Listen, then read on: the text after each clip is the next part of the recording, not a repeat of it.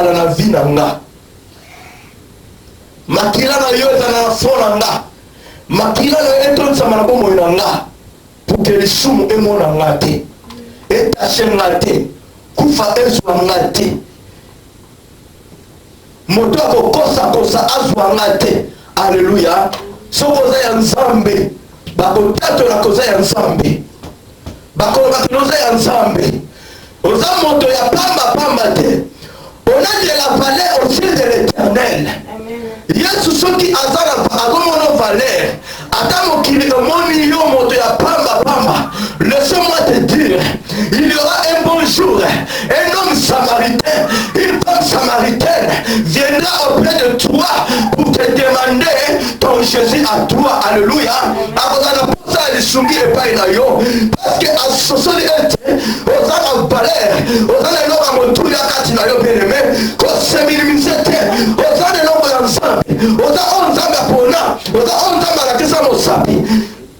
alléluia. Amen. Sois loué. Ma preuve comme ça.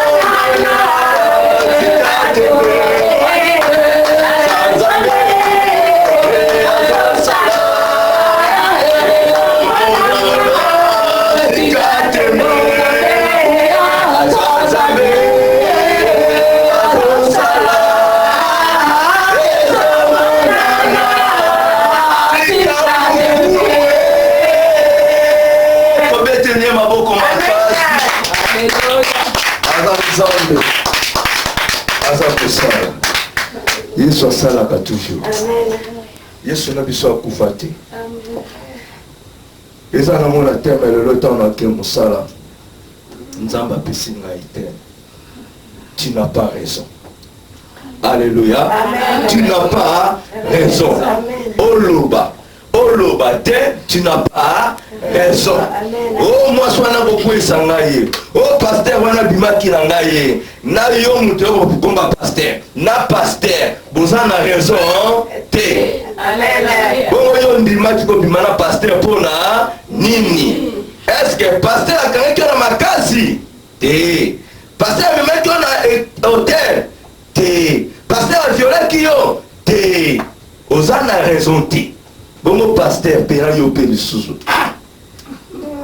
La chair est faible, mais l'esprit est disposé. Amen. L'esprit est là pour nous donner la force. Amen. Oh diable, Moutayaki, tu n'as pas raison. Donc, nayo, naye, vous avez raison, te. Bon, bien, il a mis dans votre côté à matin, à biso. Na sepe mi na nzembo. Yesu azanzam. Amen. Asala kazo sala. Amen. Ezo monana. Amen. Ata uti lelo moni mutukate. Mais souffle de vie aux anango. Amen. Souffle de vie aux tous na pokwa lelo. Yesu asali. Amen. Ndima quand même. Tika luvunu. Tika luvunu, tika lokuta. Amen. Que Yesu asala kate. Na elana eden protokota na mate. Na serpent. Na Ève. Na Adam. Nous avons raison. Abani ko condamner mobali, a condamner moisi, a condamner serpent. Alléluia. Amen. Nous avons condamné serpent, a condamné moisi, a condamné mobali. Donc nous tous qui na raison azala quitté. Quand nous avons raison té. Pas ya nzambe somo soit raison. Zonga kaka na makolo na ye. La repentance profonde et sincère. Nzambe akolimisa yo. Koloba na te non ngala kenda na église wana pasteur wana bimaki na ngai. Bon toi pasteur tu as troisième tour boye ponani. Oboya kite ponani. Cela veut dire tant oya ki na église yo pour nota la pasteur wana. Bana motala ye pona nini na media baloba non. Pasteur à moi je maman pasteur mon bal mon frère moi ko funda na media que non. Maman pasteur a posé ça qui frère. Donc maman pasteur a dit ma frère. Quand ma pasteur a dit les gars m'a dit ma sœur. Amen. Amen. Pour la dire maman pasteur a dit ma frère en Christ était. Jamais la médiocre a sœur mon boye pasteur wana apôtre wana prophète wana évangéliste docteur wana a dit ma kirangai. Et tu n'as pas raison. Vous en avez raison te. Buluka réconciliation ensemble. Alléluia. Amen. To fungoli makomi na biso. Il y a un mot toujours continuer toujours dans thème nabiso. Je te dis stop. Bien le mot a raison, tu n'as pas raison. Nzamba zo sala, yozo bazo sala. Le gars n'a pas na recours dans nzamba makambo stop. 4e volume. Toujours souka na 4e volume. Tu fais une Bible en la Genèse.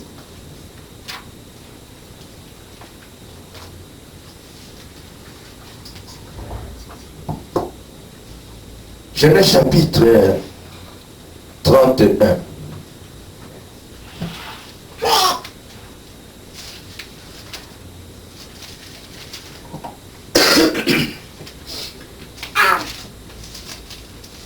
Verset 29 à 35.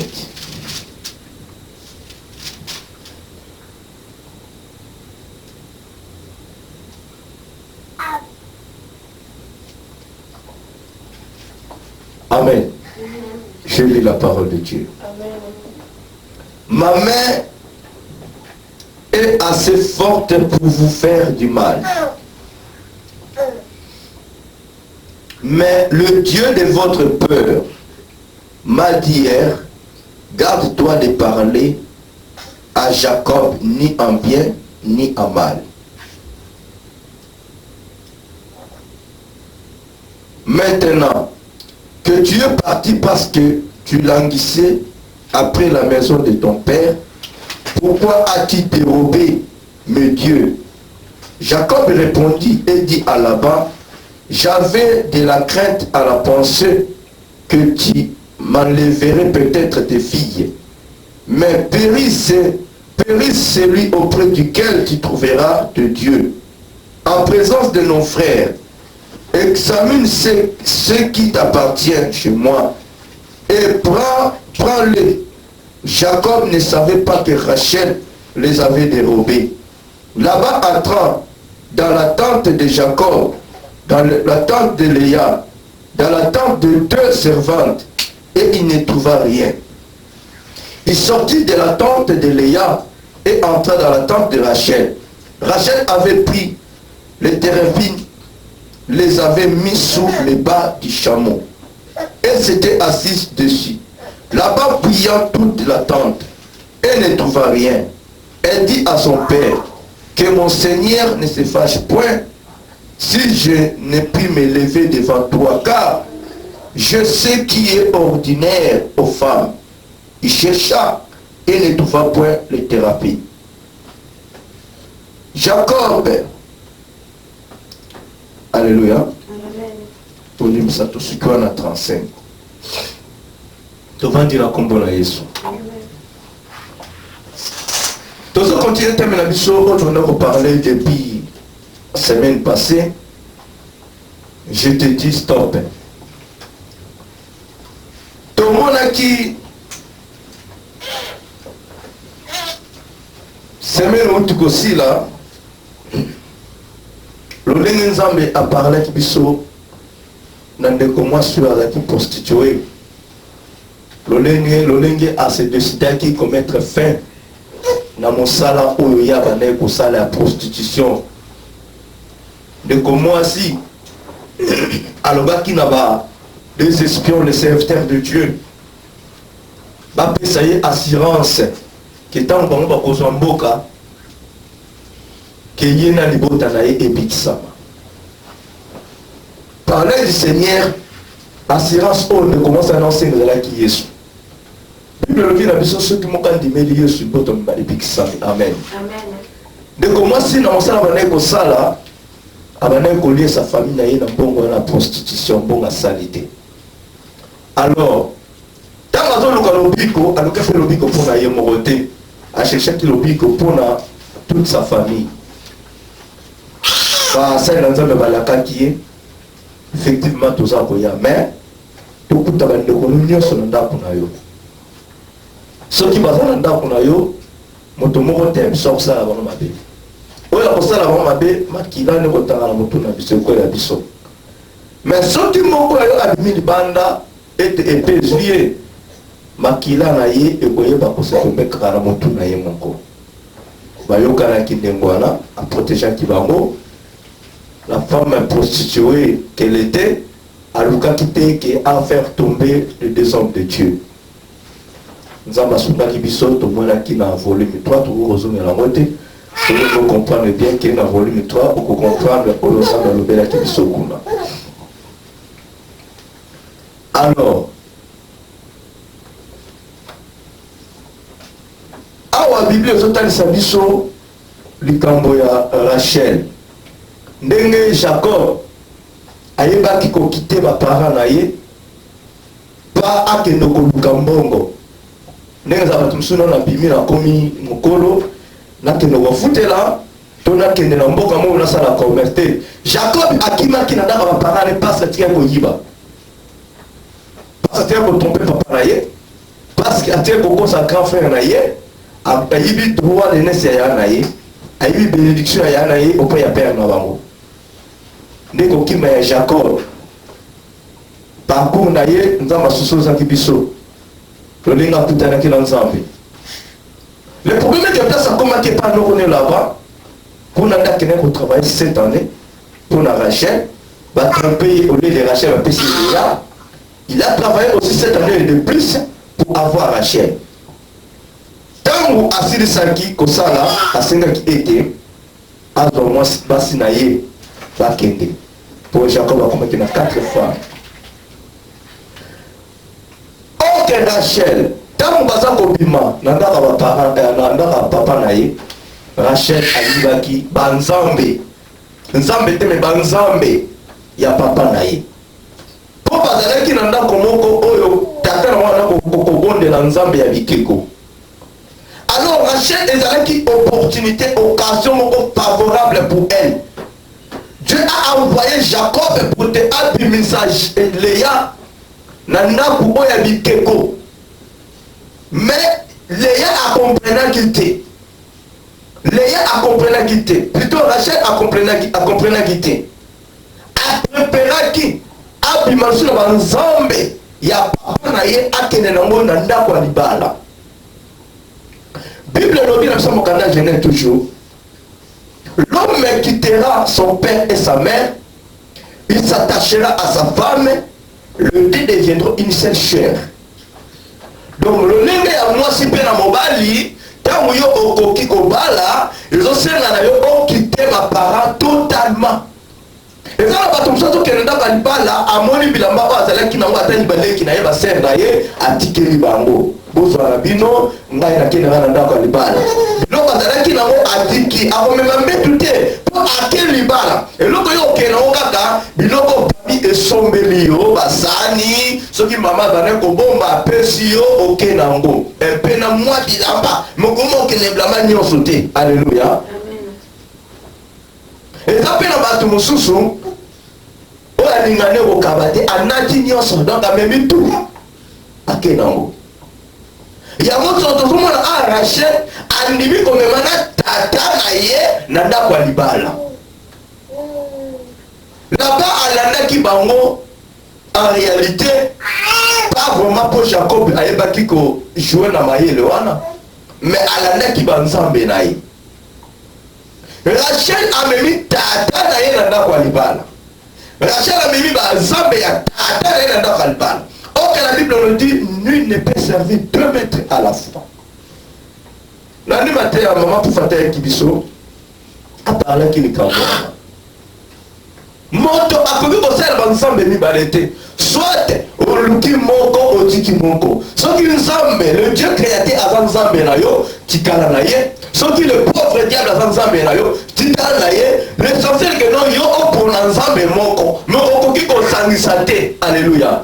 Bon, vous savez, dans la base, nous sommes les boumouazas, bientôt, on peut se produire dans ma désolé problème.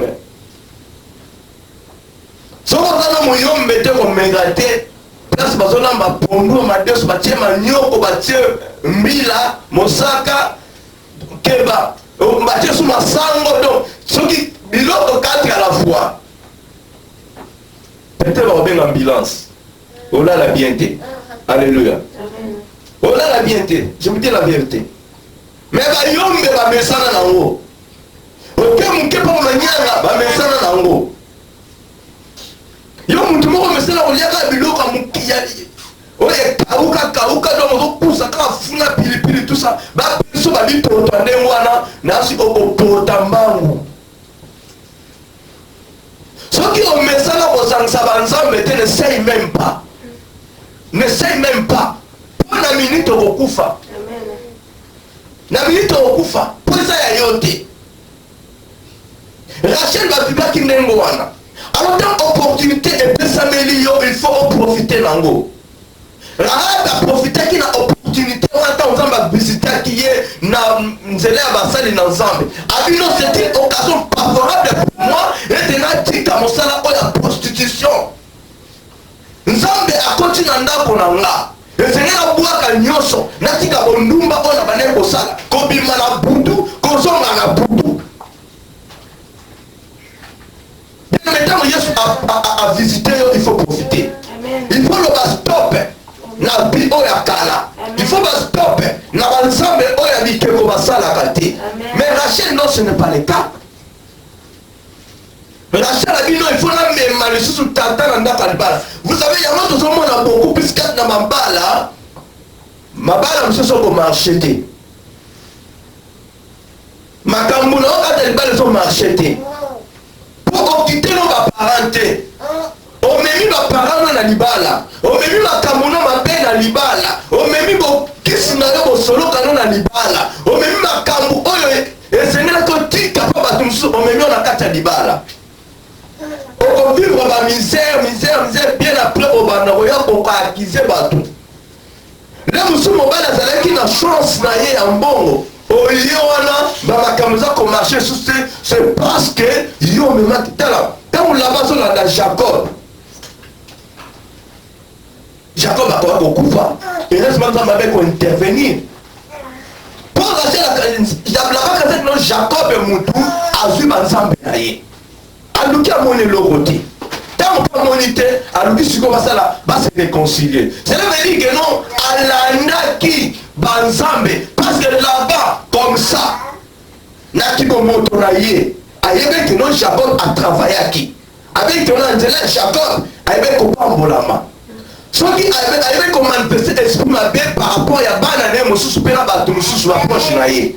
Mais il y a vraiment la kibomoto naïe, na maïele naïe, na sagesse connaissance naïe. Il avait compris que non, grâce à cet homme Jacob, que non, naïe bibole et comme boye. Maintenant, alandaki Jacob peut te prendre, alandaki Jacob prend la banzambe naïe. Bah il vit ensemble naïe, c'est quand même Jacob. Il pouvait bien tabasser Jacob à cause d'Anani, il y a Rachel.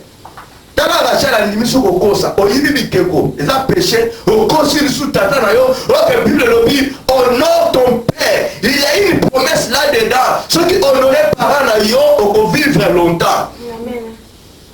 Double fraction, au Yibi Keko, au Kosi Papa. Tout le monde qui a mot, tant Léa, Rachel, Abotaki, Joseph, il a fallu aglofer ça, mais Abiba bâtir sous moi dans mon sous. Après avoir combattu Joseph, avec combattu Benjamin. Tant apôtre Benjamin, il ne commet là qui est coupable.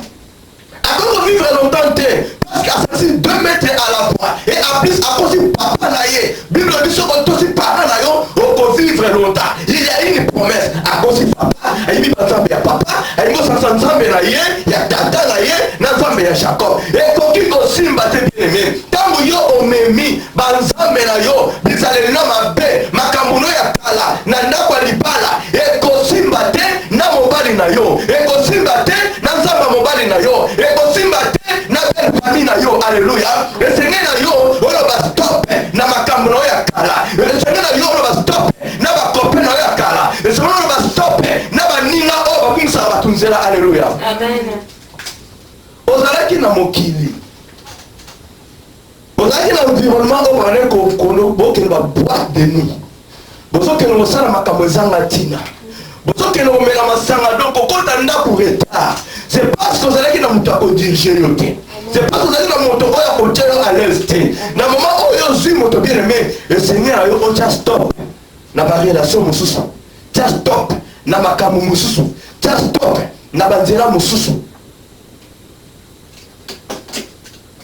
Alléluia. Amen. Peut-être quand c'est qui va qui s'attend un petit peu ce qui est Jacob. Peut-être.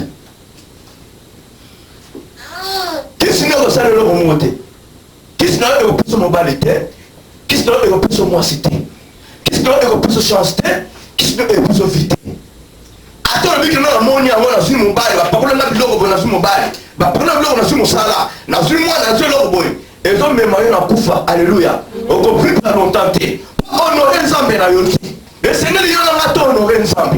Tant que tu honorer Nzambe, tu vas vivre longtemps. Tant que tu vas pas encore Nzambe, tu vas vivre longtemps. Le Seigneur doit mettre stop na esprit négatif. Amen. Nzambe soulève sur la 3e volume. Oh, ceux qui moi si nous avons confié pour te battre moi na kufa ponga na tika. Le corps nous yo vivre longtemps. À part nga, tiye sokoya. J'ai la foi. La Bible nous dit la mort et la vie sont au pouvoir de la langue. Attends, attends, qui nous y sokoya jamais n'a pas passer là que non, ma prof a kufa avant pour que nous moi si nous soutien. Pour y me dans la côte nanga. Oh, on a la côte nanga dit. Paul a le dit bien. Moi si Azal lié n'a pas commandement mon bal naï. A comment délié ceux qui mon bal moi si naï mon bal plutôt à Koufi. Alléluia. Amen. Tous ceux qui moi ça Koufi, ils ont beaucoup mis délié. Au coquille n'a eu qu'au linga, mais dans le Seigneur. Paul a pris ce conseil sur ton petit dans tout le monde. Paul a pris ce conseil. il serait mieux oti kalolenge nga nazali. Alléluia. Papa a compris. Soka le biloko bala te, akomona encore azo condamné yo te. Bala na yo. Pour oser soulier te, moto yango akufi. Okommettre no adultère te, moto mobala yango akufi. Mais il serait mieux oti kalolenge nga. Si toke un peu plus loin, tokobisa penser mosusu wana. Na penser wana ya Paul, alingi koloba ete. Quand na yo esi akendaki, mufinuka nsumu no esi akendaki, wana azali code na yo te. Peut-être photocopie mara bien te. Et on ne peut pas dire 2 fois, 3 fois, 4 fois, entre les chimiques. À des fois, entre les athées. Et puis mara bien te tout original la photocopie et yebanaka. C'est-à-dire que non, remariage dans la Bible est ça n'a pas permis. Il est beaucoup mieux, il y en a ngate, il y a maintenant l'obalité. Ça la choix est bien. Alléluia. Amen. Parce que les balles là, ils ont vie. Les balles là, ils ont vie. Ceux qui ont le choix est bien, il y en a 4 toilettes, ils ont l'étama, si je savais. Autant qu'il m'appelle la toilette, ils ont quitté, pendant que mon moussato, c'est la porte de ma diarrhée. Alléluia. Il y a aussi où, mais la porte en ligne, Makambu et l'équipe. Souffrance, nana kwa libala. Moi, ça qu'on fait souffrir, yo. Mon père a fait souffrir, yo. Pour qu'on s'en qui soit, il y a bien été. Si je savais, n'a pas fait nakaka pour la bana. N'a pas fait nakaka pour la beauté. Baba n'a libala pour la bana. Alléluia. La première des choses, quand nous sommes là, qu'on va la dire qu'on peut. Alléluia. Amen. Qu'on va la dire pour bota. Que nous sommes là pour la bota. Et ça, intérêt. On s'en fait pour l'intérêt.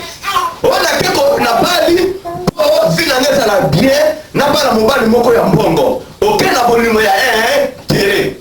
Mon colo, mbongo mobile aussi là. Au côté la mise sur libanda. Alléluia. Mon colo ko remarquer no mobile abota kate poste de ta pas la basité. Mon colo mobile wana au moins abota kate. Au comme côté la libanda ko créer ba problème. Au comme passer ba compagnon ya kala. Oh, que c'est nous, tu as stop dans ma copie à Kala, tu as stop dans ma cambo à Kala, tant que yo continue à libala, mon que non, et ça vient à yo. Comment on a nous la tête, ça me taper ça moi. Comment on a nous mbamoté, ça me taper ça la bénédiction. Alléluia. Bokeba, tokeba, on va la tête pour l'intérêt. On va la tête pour mon bel la tête qui tombe. Pour bon à bien, pour parmi les bons à bien, pour aller à la français qui tombe, pour aller à l'anglais qui tombe. Alléluia. Botalinga. Bilo kasinga lo ba dot. Nga dot te. Alléluia. Amen. On parle ba dot kitoko. On ba parama kitoko. On peut démarche za kitoko. On peut ala kama te. Tamo on na ndako mukolo comprendre que apwaza ka basapat na 100 mètres, chaussette na 100 mètres au bout de goûter. Alléluia. Esprit wana tia ya stop. Et ça esprit ya piété. Bala po esengeli o bala. Mais ko bala te na to kene kuna zo mwana. So kutena loko mo kuna o dégoûter mon bal, o dégoûter moi aussi. Conseil gratuit.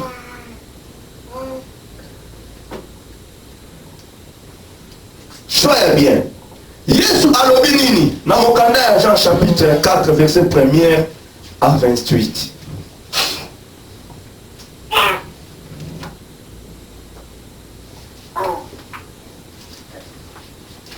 Yesu asungaki mama o makasi. Asungaki makasi. Le mosusu oyebaka na yo te ke no mobali to nyonso oza na ye aza ne ya yo te. Alléluia. Amen. Tokomona ngo profondeur na matème na thème musu nzambe apesi ngai. Tozonga na susola mama oyo.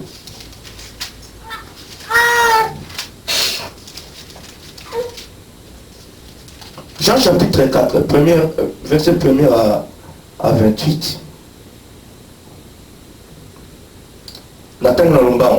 Le Seigneur sut que les pharisiens avaient appris qu'il faisait et baptisait plus de disciples que Jean.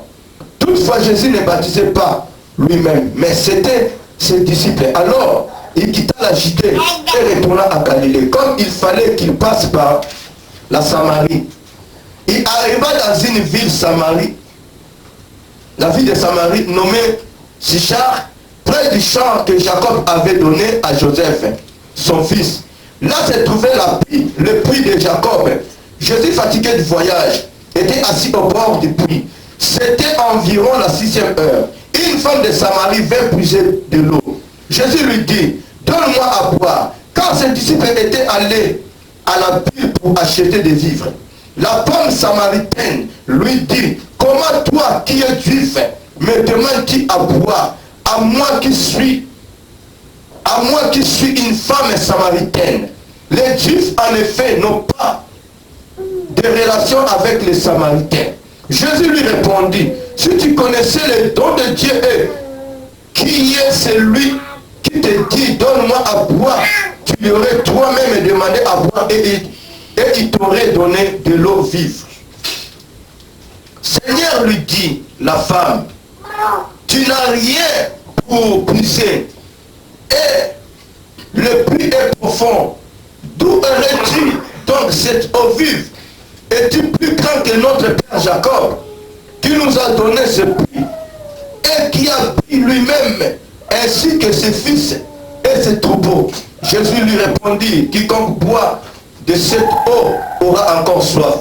Mais celui qui boira de l'eau que je lui donnerai n'aurait jamais soif. Et l'eau que je lui donnerai deviendra en lui une source d'eau qui jaillira jusqu'à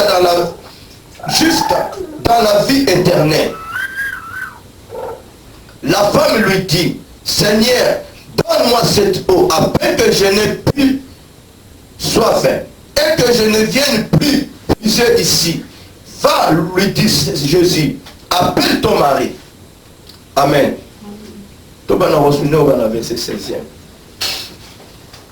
Va, lui dit Jésus, appelle ton mari et viens ici.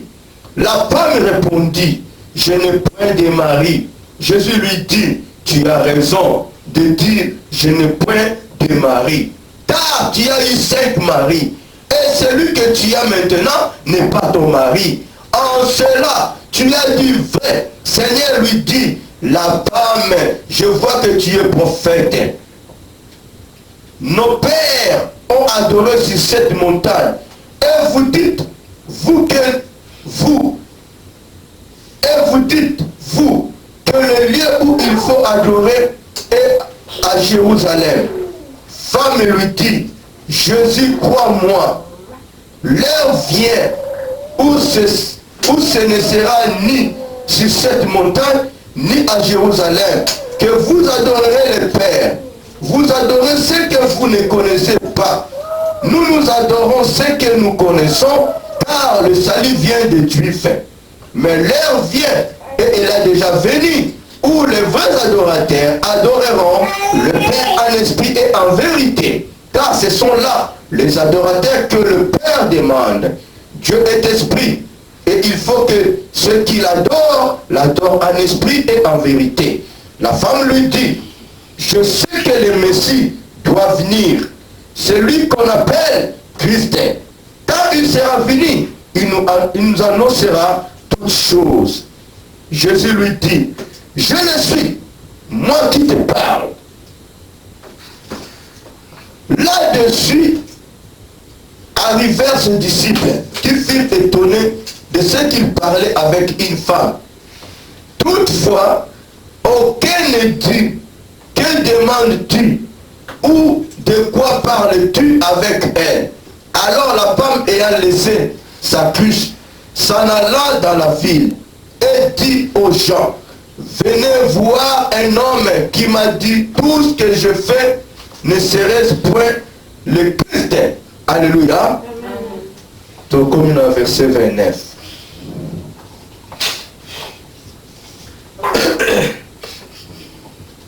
Excuse. Tout le monde m'a commis bien aimé. Yesu azalaki na service na ye. Yesu azalaki na mosala na ye. Tango Yesu azalaki na mokili oyo lolenge ya moto, azalaki na bayekoli na ye. Yesu englobaki nyonso te. Alléluia. Yesu ayebaki kopesa basali na ye badisciple na ye misala. Ayebaki kokangama na nyonso te. Eza leçon moko très très capitale. Mais naza vraiment wana te. Nayebi natalisa kaka ke non Yesu ayebaki koenglobe nyonso ye moko te. Apesaki basali na ye badisciple na ye batashe mosusu esengelaki bango basala. Azalaki siri na formation na bango. Après avoir formé ba disciple, apesi bango misala. Eza na pasteur musa bango kino rebaptiser. Amen. Kokota maile musa okende ngando omelai. Kokota maile mususu abaptiser mutu molimo zipu bake bango nyoso na mai. Alléluia. Oui, il y a des pasteurs au bakufa na kati ya mai. Na bandi.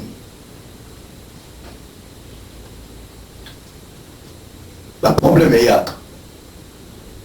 Bible dit so Yesu atamboli a prêché à sali nyonso sengelaki asala.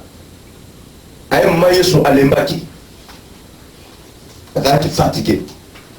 Badisciple asali nini bakei na marché soki marché nini bakei koluka biloko ya kolia. Kozonga na bango Yesu conversation na une femme samaritain. Femme wana azalaki na posa ya mai. Akitaki na pipo aya kotoka mai na ye. Koko maana kutena ni na Yesu kolo mai. Ya bali kolukila Yesu problème.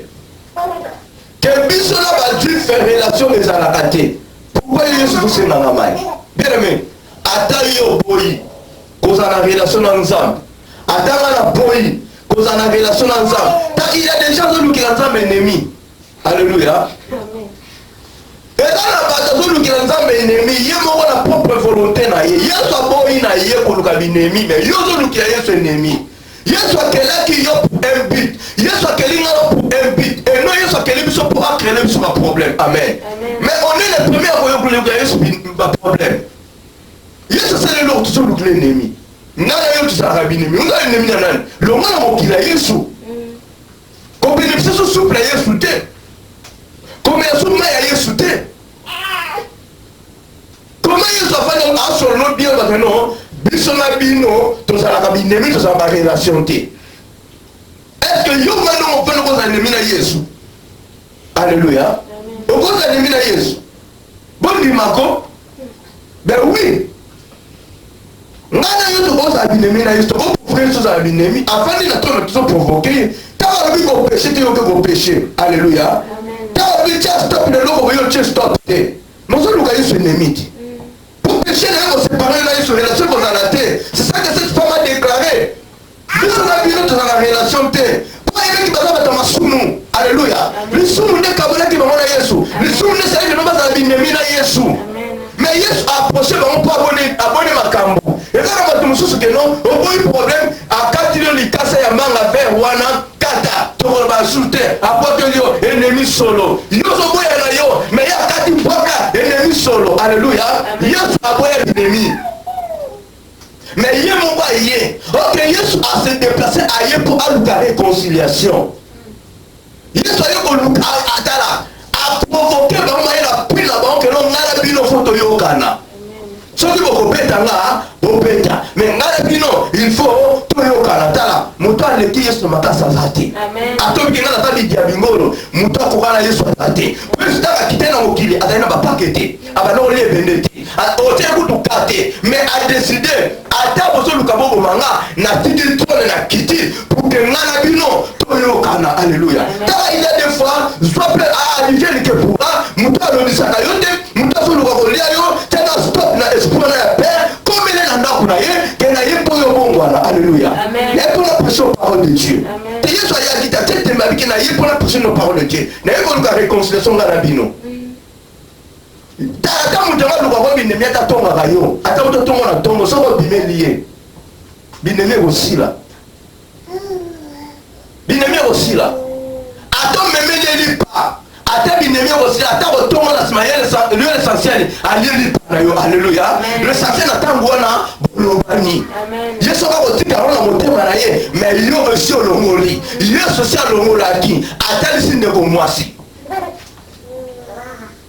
abalokotangela ye babrame ba Jacob.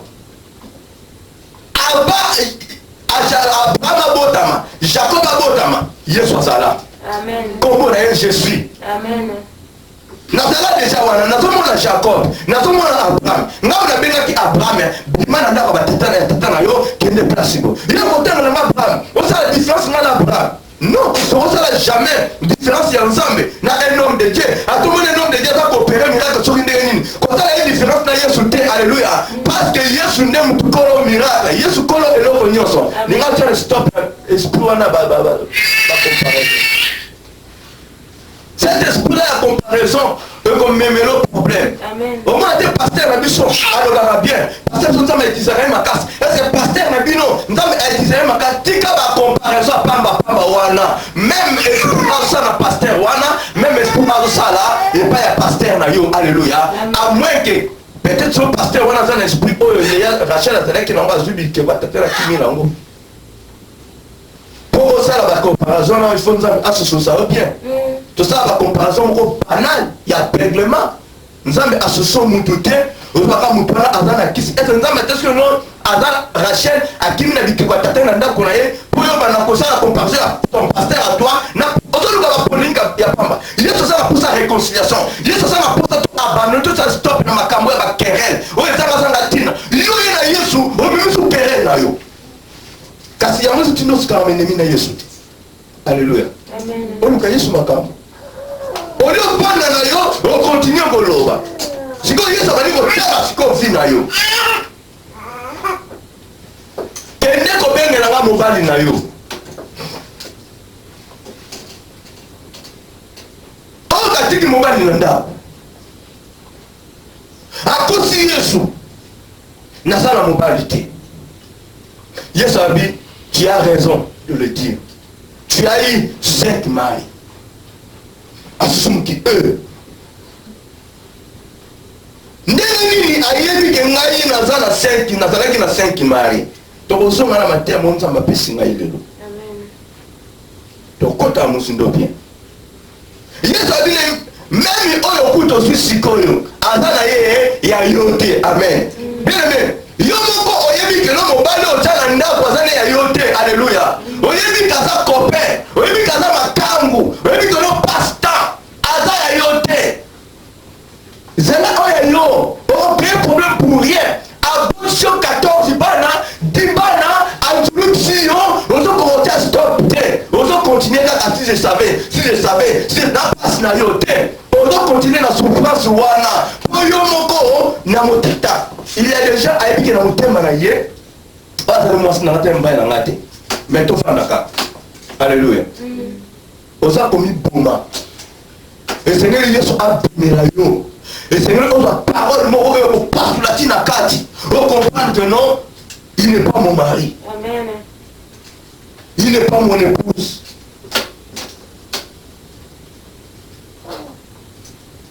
Mais vas-y, tu as dit la honte. Ce que la terre, on comprend, l'homme soit avec le pasteur, on a le solo. Si on a une tabette, il a dit, il y a le solo, moi, soana. Nani, mon putain. Il y a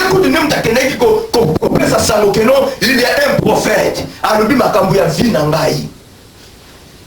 Yesu abi na ye ozalaki na 5 mbali. Pe ozane sikoyo azane ya yote. Amen. Oleki ntango no ya pamba ya koluka opebisi nzoto na yo pour rien. Bato bakomi kolakso misapi na nzela. Tala mibali mususu maturité ezate. Alléluia. Quand wazalaki na yo akomi kolakso misapi de pa baninga na ye. Tala pi wana nazalaki na ye na bima na ye aza momi moko mabe aza boye. Tu vois yo kanisi otona no kitoko sa no fier ozodenda na yo ozodenda na pe moko boye si anokela mvula. Alléluia. Amen. Ma question kombo onokela mvula par rapport ya chéri moko zalaki na ye oyo aki kopanza yo sango. Okolemba tozu ya mibale mpe soki opanza sango na teki mbisi ya misatu aki kopanza sango na kinga toko ya mine aki kopanza sango wapi nano koma na poto teme sango nyonso ekoma na poto. ngai etala ye yo te. Vous comprenez la chose dans la Facebook, vous sollicitez pas bato belé. Alléluia. Bato belé va solliciter yo. Kena lingi oza kitoko, mutu so mona ta so linga na Facebook. Oza kitoko, oza moni linga wa. Photo pe ko sa barango. O tele musu sa mona ainsi ekenda. Pour mutu wana pe. Arabi que non, lokola bebe yenga sa motika pe na de kana nzela wana. Soki pe yo lingo koma la 7e okondima na yo. Alléluia. À part la Facebook, à part Facebook eya. Taka na boye. Otole ka kote mo be balanda ko ka bala. Nga na chasse mi balé.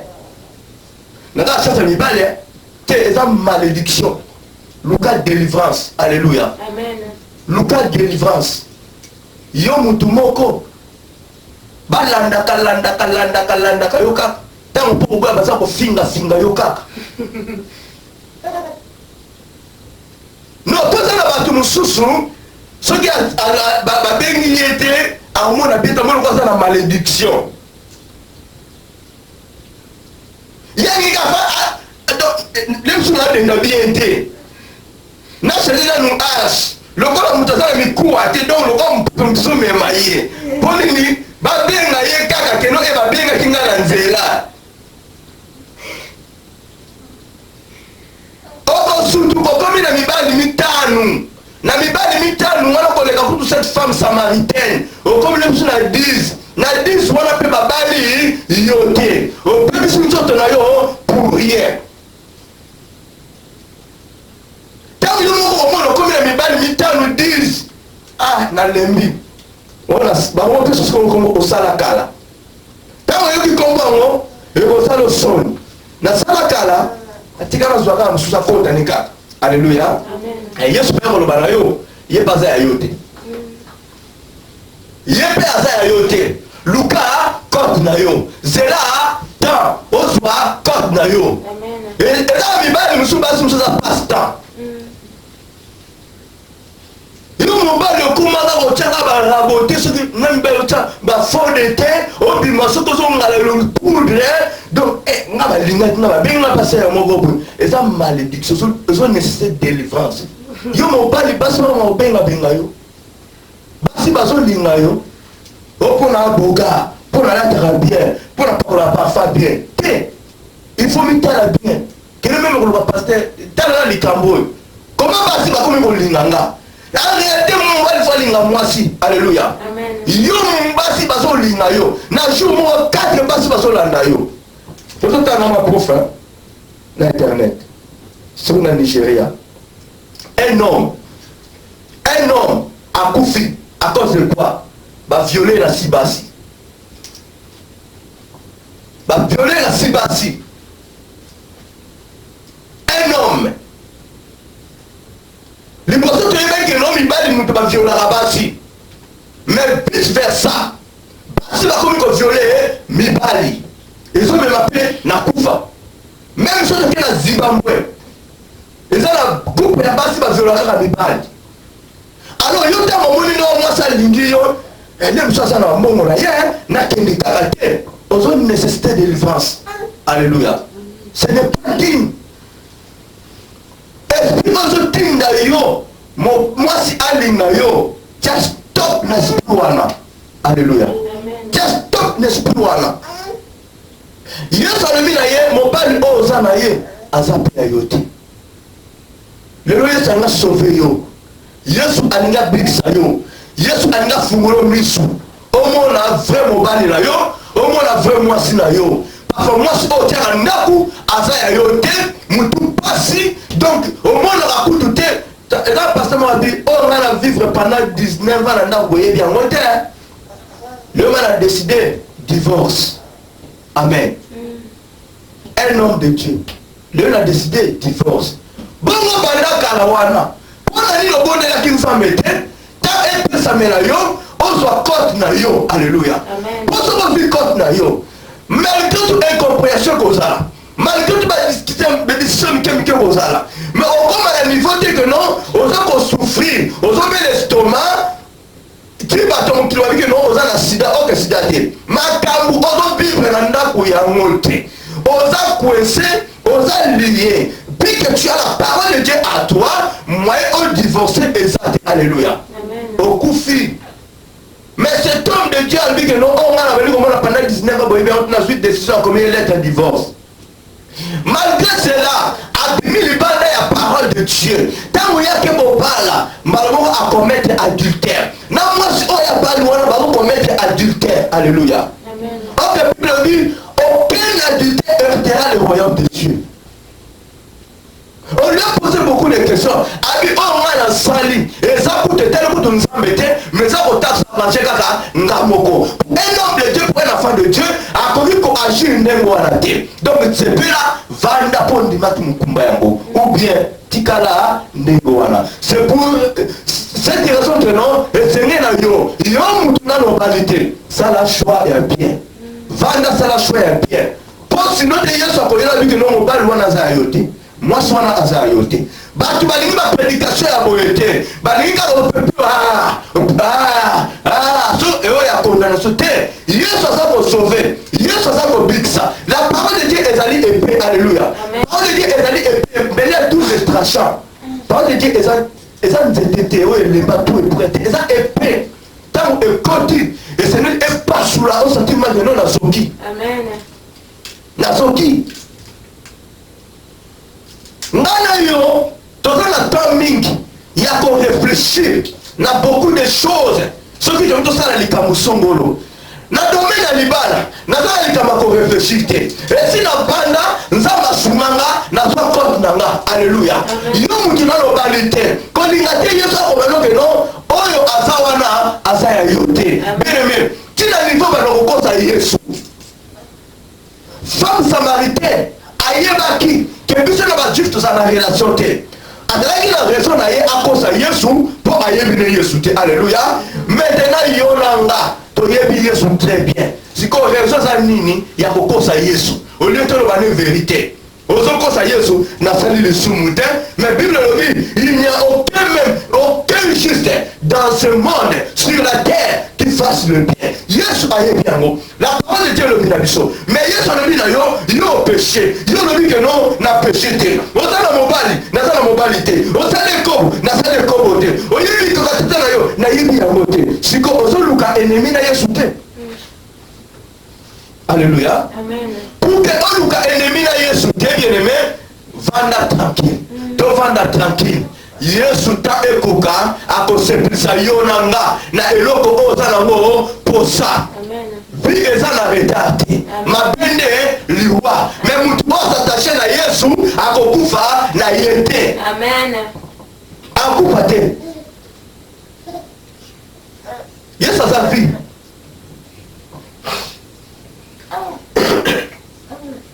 yesu aza vi bato bazokufa avant toloba yesu aza nsima makomi na ye te non il est la vérité tu n'as même pas 70 ans okufi o c'est la volonté de Dieu te totika okoselaka yesu makambo na Genèse alobi souple na ye kati na biso esprit na kati na biso eza pendant 120 ans na Psaume 90 alobi na biso ke non le nombre de nos années s'élève à 70 ans pour les robis c'est 80 ans alors la lobby yo si tu n'es pas rassasié tu peux même aller au-delà de cela alléluia mais yo tu n'as que 40 ans aujourd'hui dans l'ensemble au koufi tu n'as que 30 ans l'esprit de Dieu est en toi au koufi alors non nzambe mutayebi nzambe mutapesi yango te nzambe amantete il est derrière sa parole tala bina yo bien tala bina yo mais tout au conseil sur makambo la parole de Dieu est la vérité. Yesu akoma tika na piso mibuboye et a retranché yango. C'est le pauvre diable. On n'est pas pour retrancher mibu ya batu. Yesu alobi soki honoré par na yo tu vivras longtemps. Il a eu une promesse là-dedans. La mort et la vie sont au pouvoir de la langue. Yo kutani na Yesu ozoba ke non soki na moni kaka na kufi. Loba ke ombasa na okufa. Rachel okutani na moto oyo apisaka bomoi nzambe ekobimisa yo na ndako ya bikeko mais tu acceptes ya kobima so na bikeko wana mais yo moko ville wana yo Rachel akubaki soki arestitue oyo ezalaki ya diable bien nzambe apesi yo libala lobi libala oumeli nango te yo moko operde libala na yo okomi kopose nzambe baquestion Seigneur pourquoi ça pourquoi de telles choses m'arrivent non soki toi très bien est-ce que ntango obimaki epa baparent na yo tu étais sorti toute seule ou avec tes parents ou avec le Dieu de ce monde alléluia la Bible déclare nul ne peut servir deux maîtres à la fois okoti na corps étranger na libala na yo tala non toti okosela yesu makambo totikala kokosela yesu makambo aza nzambe toyebi awa yesu azosala ezomonana totika tembe ngakutami totika lokuta totika luvunu ntango yesu azosala ifo ndimake yesu azosala femme oyo prostituée andimi vie na ye échanger combien de fois bien aimé yo na nga ya kozanga komettre stop na makambo oyo ezanga ntina vanda tranquille vanda na kimia yesu ayebi nini oyo aza kosala na vie na yo alleluya vie apese eza na litomba te vie apese eza na litomba te vanda tranquille yesu ayebi. Si réellement que non, on est des enfants de Dieu, des disciples de Dieu, Jésus a aidé. Jésus a inventé. Jésus n'est pas dictateur. Et il n'était pas dictateur auprès de ses serviteurs. N'atteste pas Jésus. Après, si nous sommes dans la salle, ma propre adhère qui nous sommes à que non. Quelle est notre priorité d'aujourd'hui? Priorité de la mission des alignés. Yesu apesaki basali na ye misala baboyaki te les apôtres ont bien travaillé batravaillé Christ était là bango bazosala alifali sacrifice bango ba mission mais lelo oyo bien-aimé olobiki na ye na Yesu mais mosala kaka Yesu soko kosala yango te alléluia amen pour kaka oyo bimisa souple nzambe apesi yo liboso ya mokilo wano frère Jésus t'aime ozomona ngo monoko kilo olingi osalela nzambe ndenge nini utilité na yo te teba kokutana na yo boye esengeli yesu alia fruit amoni na ta yango nzete ezobimisa fruit te amoni yango alléluia il est capable il est souverain il peut s'élever alléluia ntango to ekoki ete yesu apusani abifona buka fruit na lia amoni fruit te attention soki nzambe amodir yo nani akobénir yo si Dieu a fini maboko nani akoracher maboko ya Yesu esprit ya rébellion disons stop na esprit wana amen alléluia tika kolela olelaka nini ava olela uta mozolela na kati ya kolela conscience pesala te otadote na sens inné ya koyeba le bien et le mal banda sala bila ya bina yo sala bila ya bina yo examine-toi très bien examine-nous très bien ya kotala si on est vraiment à une bonne relation avec Christ avec condamner Christ alléluia amen yesu alobi zela nazosala na temps na nga yo olingi vie ya pese banda wana ekokokisama olingi vie ya pese okei osali succès yo wana okufi batata bakomobetama pour rien banoko bakomobetama pour rien yesu apikisami pour rien asambelaka bongo bandoki bali yesu mpona nini la bible me dit na mokanda ya Romain 8 il n'y a maintenant aucune condamnation pour ceux qui sont à Jésus Christ alléluia si tu es condamné sens-toi très bien alléluia à moins que ça ait épreuve que vous te payez ensemble mais ceux qui les ont épreuvé bien aimé vous a condamné pour quelle raison pour quel motif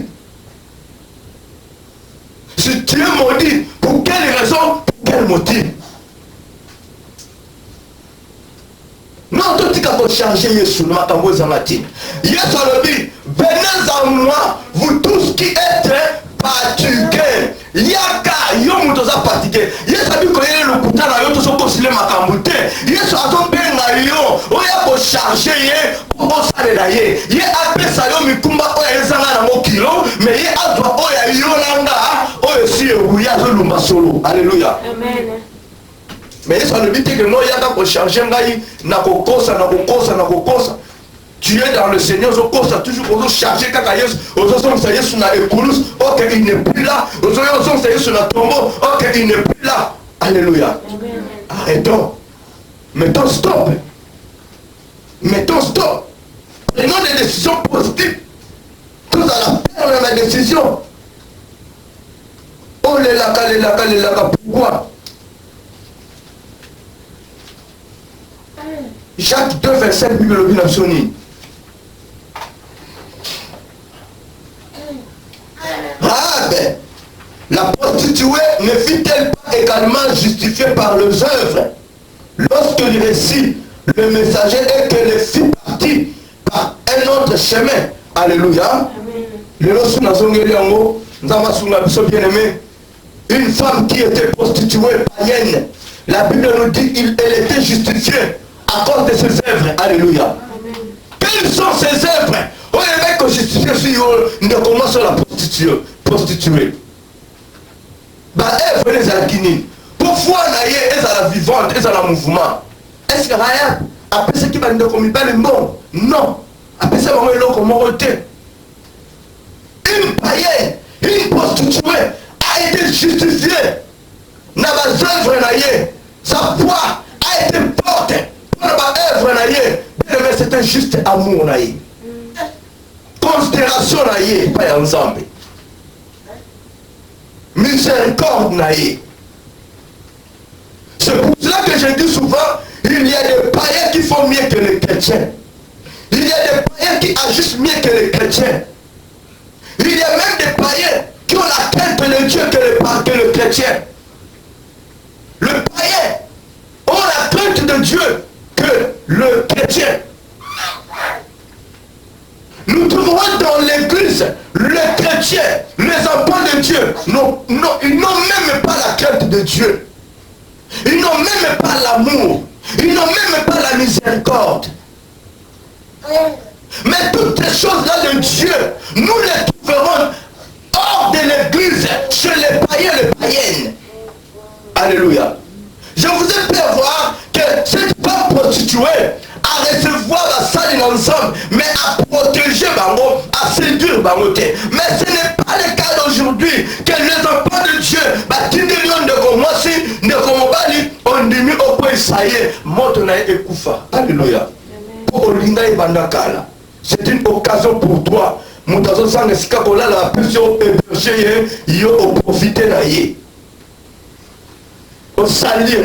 Au salir comme un zombie. On dit comme un prostitué. Pendant que la lumière de Dieu est à Katinayo, l'oba n'anganan, on coupe avant l'âge. On coupe avant l'âge. Ce qui ont promis, tu risques de mourir avant l'âge. En refusant de faire la volonté de Dieu, tu risques de mourir avant l'âge. Alors maintenant, tous ceux qui sont ensemble, le nombre de nos années s'élève à 70 ans. Pour les robustes, 80 ans. Si tu n'es pas rassasié, allez même au-delà de cela. Ce qui va Abraham, ce qui va dans la vie nanga. Makila na yo ezana fonanga. Makila na eton samana bomo nanga. Pour que les sumu emo nanga te. Etache ngate. Kufa ezwa ngate. Moto akokosa kosa azwa ngate. Alléluia. Sokoza ya nzambe. Bakotato la koza ya nzambe. Bakoloza ya nzambe. Oza moto ya pamba te. On a de la valeur au ciel de l'Éternel. Yesu soki azala agomono valeur. Ata mokili omoni yo moto ya pamba.